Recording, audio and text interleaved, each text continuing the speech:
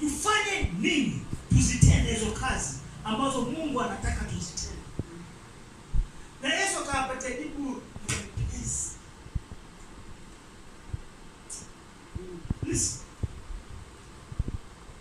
listen what the Bible says.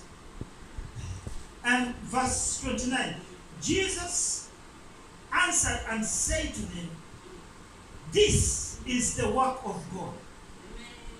Hii ndio kazi ya Mungu, that you believe in him whom he sent. And hii ndio kazi ya Mungu, mumwamini yeye aliyemtuma.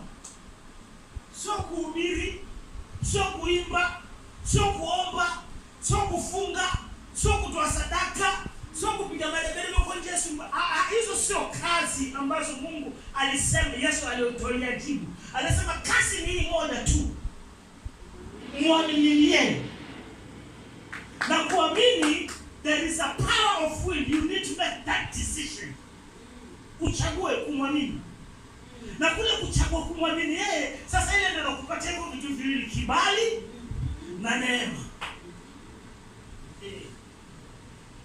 It is kukaa katika misingi ya Mungu. Hutaweza kukaa katika misingi ya Mungu katika nguvu za mwili ya nyama na katika nguvu za nyama na damu katika mwili huu.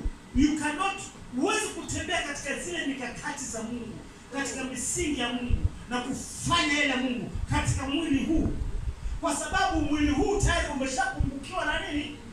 Na utukufu.